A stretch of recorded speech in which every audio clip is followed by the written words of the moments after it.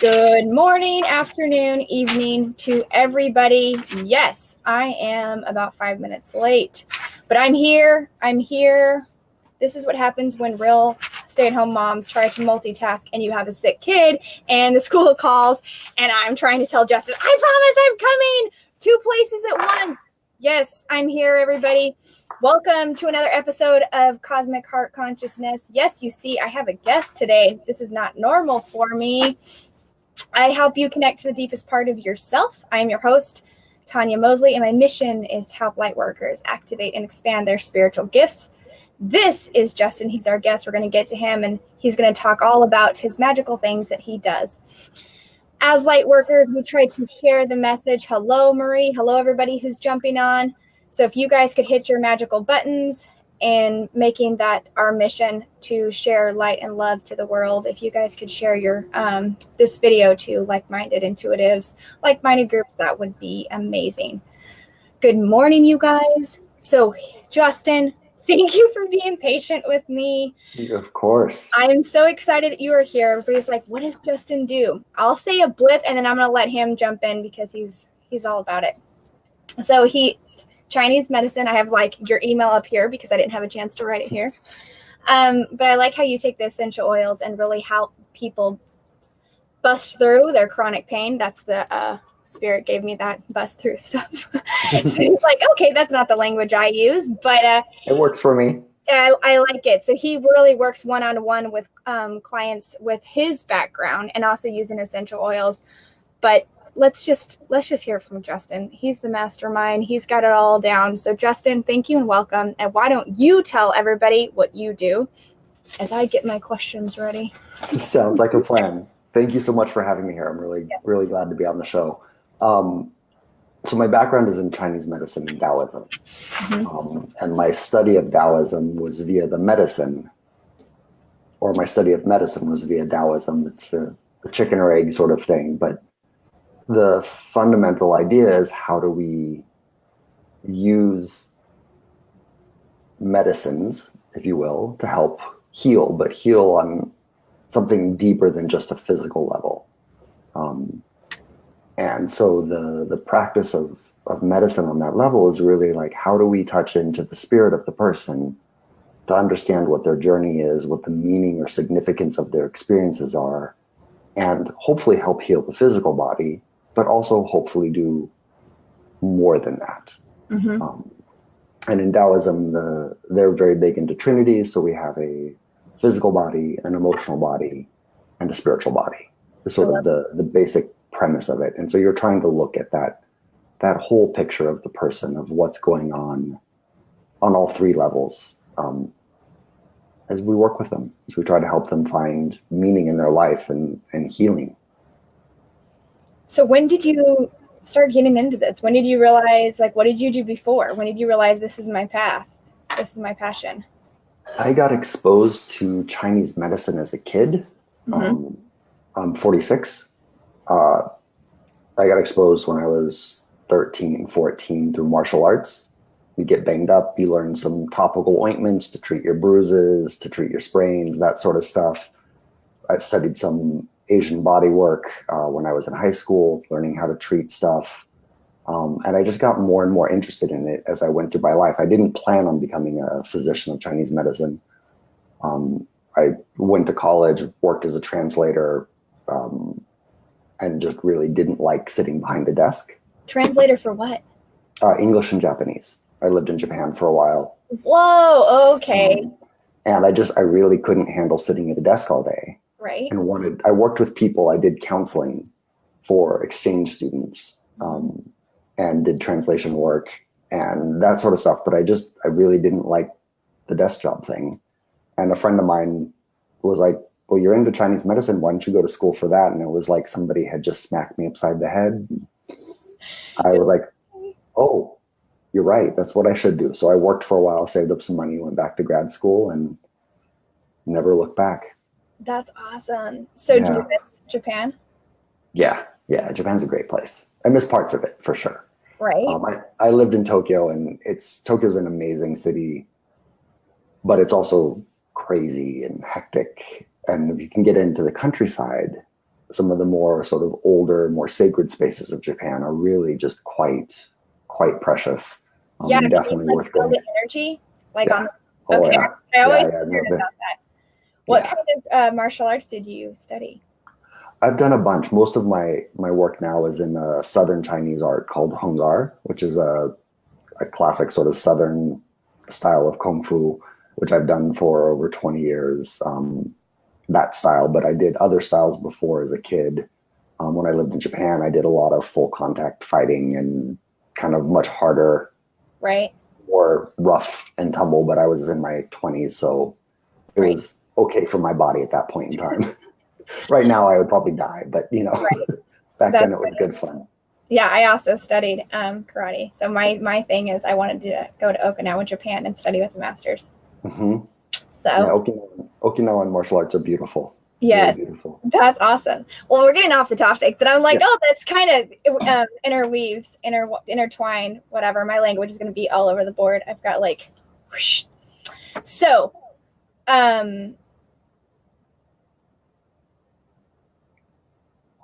okay.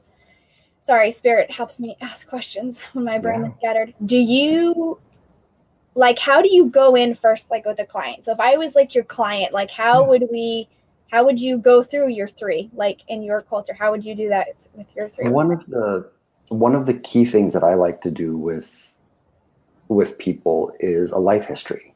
Mm-hmm. And I think that,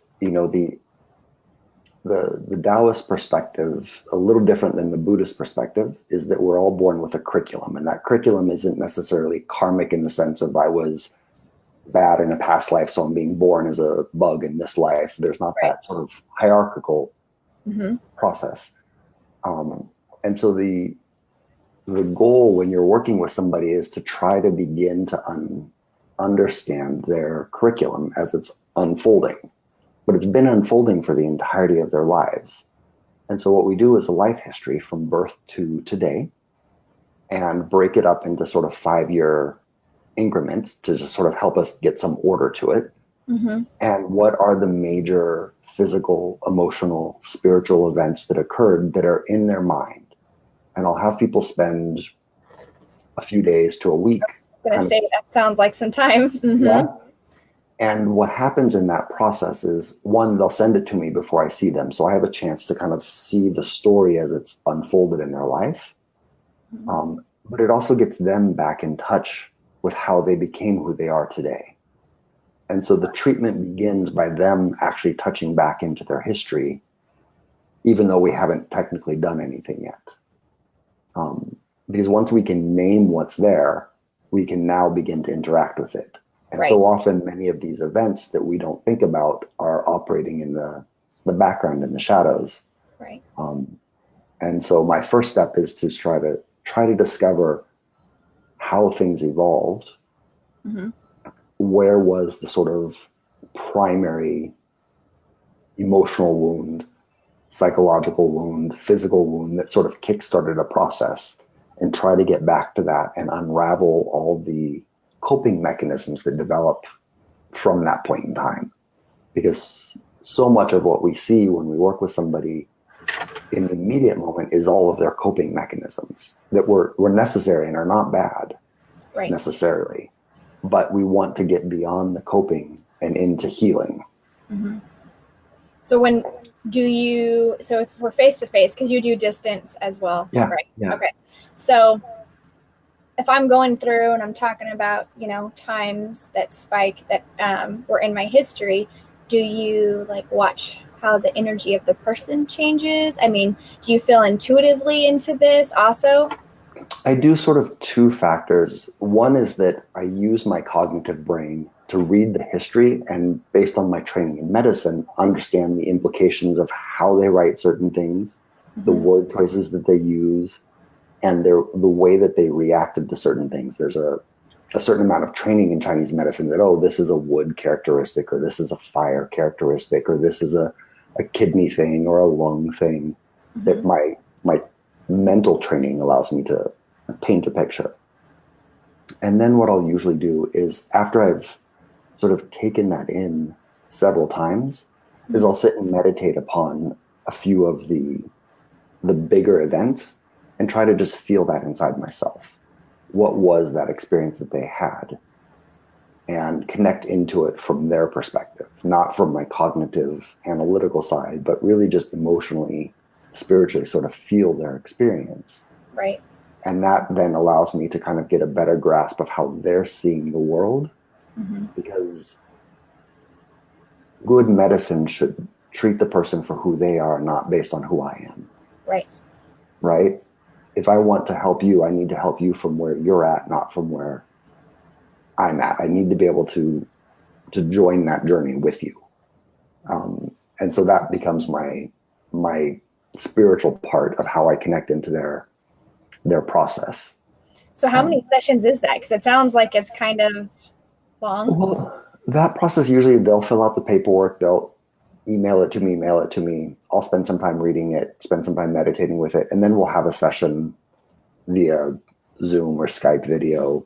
Okay. Or in person, which is usually an hour, where it's a chance for me to ask some questions, get some more feedback around certain things that I want more clarity with, Mm-hmm. answer questions that they might have, and then I will follow up after that with an email, usually, of like, here's what I see, this is what I think is going on, and here are 5 options that we can go. Take some time and feel into which option is best for you, because there might be 3 options or 4 options, but say I want to recommend an herbal tea for you and you just really don't like drinking herbal tea, fine, right? It doesn't have to be one tool that we use. We can use essential oils. Maybe you like to meditate and you hate to exercise. Maybe you like to exercise and you hate to meditate. And so my job is to build out a plan that matches your personality, so that we can begin the process of creating a shift. Do you do energy work on them as well? Yeah. Okay. Yeah. And that can be done locally or distally, because it's not limited to time or space, right? As you know.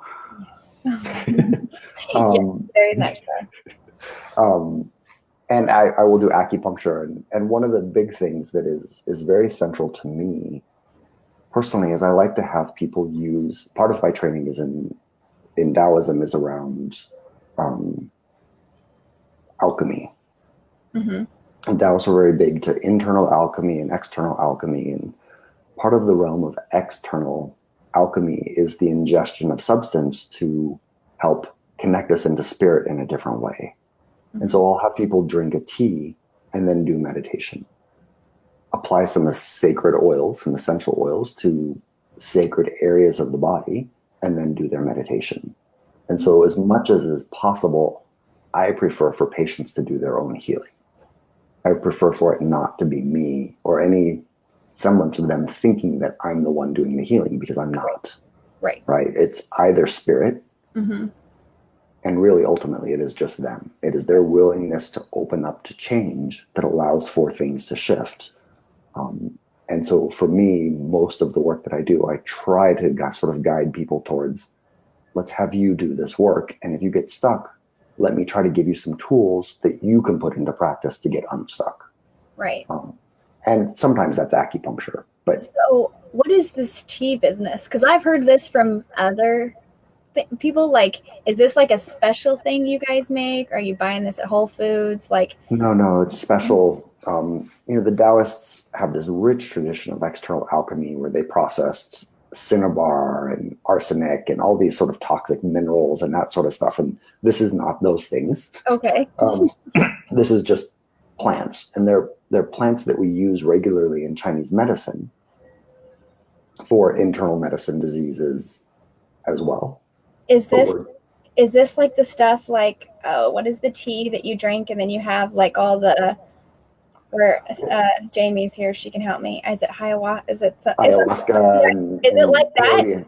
Well, those things. So one of the things that's unique to Taoists is they are very much about cultivation and you doing the work rather than complete surrender to plant spirit and letting plant spirit do the work. So when you go and you take mushrooms or you take peyote or ayahuasca, you're taking what would be considered a macro dose of that substance where it takes over. You are out of control and plant spirit is guiding you towards some sort of message, some other dimension. And the Taoists weren't really ones for that. There's not much tradition of them taking macro doses of substances like that. Instead, they would do microdoses and then do their meditation. So the idea was take a certain small amount of a substance and then do your inner work. Do your visualization techniques, do your prayer, do your chanting, do your whatever your tradition of meditation or prayer is, but do it with the assistance of plant spirit. And so the plants, in a sense, are psycho active. They affect our blood-brain chemistry. They affect the way we perceive the world, but you're not taking such a high dose that you are hallucinating and completely out of control. And personally, I think there's a space for both parts in the journey. There's a space for complete surrender, and there's a space for taking ownership and really realizing all the work is stuff that we have to do, and it's not up to plant spirit to do it for us. Right. Yeah, so, I've heard people talk about that, and I've never done any of that. So I hear people, and I'm always like, and it's because people have asked me, does it help you connect? And I'm like, I don't know. I've never done it, so I can't speak upon it. So that's. I can only speak of my own experiences. I've done mushrooms before. I've not done ayahuasca, and I found that the experience that I had was immensely beautiful. But it also wasn't really anything that I hadn't experienced in my regular meditation work. It was just that was my question. It was amplified. Okay. It was significantly stronger, but it also wasn't, for me, when I was in that space, it was like, oh, I know this. And it was beautiful and I loved it, but it also wasn't, like, it didn't feel like it was what I needed to be doing either. Do you think people need to do that because they have fear blocks? Actually, I think doing that to work with fear is probably maybe not a good idea. Because I think if you're in fear and you open up other dimensions, you put yourself at risk for certain things. I think you want to do those practices on your own to work with your fear. And then when your fear is gone, then there's a space to go into surrender. But I think when you hear of people having a bad trip, that's often because there's a lot of fear lingering around, and fear opens up energetic spaces around us for negative things to come in, because our energetic space is shrunken because of that fear. Fear causes us to contract, where when we're confident, our energy extends outward and we sort of exude our natural light that keeps us protected. And if you're going to go into other dimensions, spirit realm, whatever we want to label that as, you want to be exuding light, so that anything that comes towards you is something that is drawn to light, drawn to love, drawn to divinity. So I don't think they're the best tools to work through fear, but I think they can be an amazing tool. And I think there's space for sort of those intensive journeys, randomly spaced out. But in our day-to-day practice, I think it's really what we bring to the meditation cushion or the prayer seat or whatever we want to call it, that is much more important than a mega dose of mushrooms or ayahuasca. So what is your favorite essential oil? So Chinese medicine typically uses blends. We rarely use one product alone. And that's because by combining them, you can bring better qualities out. So when we put you with your kids, you're in mama mode. When we put you with another light worker, you're in a different mode. And so you have those sort of split personalities, just like myself. And we want to combine you. If we want to tap into you doing light work, we want to combine you with other light workers, not have you being in mommy mode, right? It's just not as conducive to it. And so we'll combine oils typically. But of my personal individual oils that would be my favorite, it would probably be sandalwood or frankincense. two of my just absolute favorite. And then maybe evergreens. Evergreen. Spruce, That's cool. pine, fir. I just was realizing that I was missing people's comments. So I'm like, does anybody have any questions I'm missing? I'm like, I see you guys, and I'm still trying to figure out. So with normal Facebook, the comments come this way, and with Live, they go the opposite way. I'm like, oh no. Oh, that's a good question. Celia said, do you think or know if you can you see the questions too? Can self-heal from Parkinson's? Short answer is yes. But I'll say that I think all healing is self-healing, except for major trauma where they put your bones back together and put some plates in and kind of reconnect some stuff. But even then, the healing is actually still all self-generated. Mm-hmm. And I think it can be done, but I think most people will need a significant amount of guidance and support in that process. You need to look at diet, you need to look at exercise, you need to look at supplements, you need to look at medications. And I think it can be healed, absolutely. I think all things can be healed. That's my perspective. Doesn't mean that me as a practitioner can figure out what you need to heal for every possible thing. Right. And it doesn't mean that you can figure out how to heal yourself for every possible thing. But I do believe that all things can be healed. And I think there is a substantial difference between healing and curing. Mm-hmm. Sometimes our physical symptoms don't change, but we are truly healed internally. Right. Because our perspective on how we understand the world, we are at complete peace with what we're experiencing. We understand how divinity is working through us, and we don't really care about the physical symptoms. Right.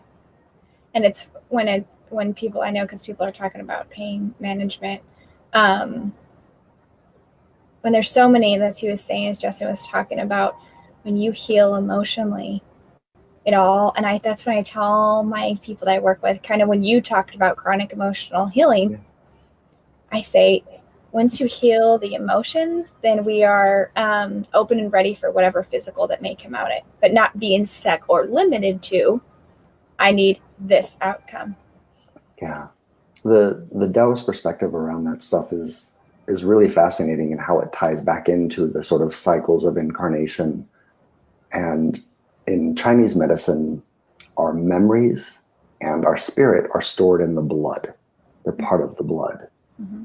And so a lot of the healing that we have to do has to do with healing the blood. Mm-hmm. And the spirit, because it's part of the blood, parts of our lives that we don't fully integrate or fully heal become like scars, become blood stagnation in Chinese medicine. Right. And that blood stagnation becomes the attachment that calls us back for another incarnation to resolve what we didn't resolve in this lifetime. And so it's like, if you don't resolve it in this lifetime, you're going to have to resolve it in the next lifetime. Yep. According to the Taoist paradigm. It's like, it's there, it's got to be dealt with. You can deal with it now, or you can deal with it later, but it's not going anywhere. Yes, I love that. And I just look at the time and I'm like, oh my gosh, the Academy's like, Tawnya, stick to the schedule. I'm awful. I'm like showing up late, running over. I do this when I'm channeling. I'm just like, I have to, and then lose track of time. Justin, thank you so much for all your information. If you guys want to connect with him, can you put this in afterwards, after the video, your link? Because I was going to say it's on my page and not on the Academy. After this video is done, will you put your website and your information on this link, this video afterwards? Me? Yes. Is that okay? Yeah, I don't know where that's at. You'll have to send me the link to where it's at. Yes. I will, and then I will gladly do it. Like, that's on my other page. So you guys, thank you so much. We're going to put Justin's information in on this link, because I just realized that I didn't put it on it, and it's on my Talking with the Angels and Beyond. If you guys want to connect with him and practice, or where am I going? Spirit, slow down. And do a one-on-one where he can work on you guys, I will definitely put his information here. We'll figure that out afterwards. Thank you, Justin. Many blessings. You guys have a fabulous weekend. I need to go take care of my sick son now.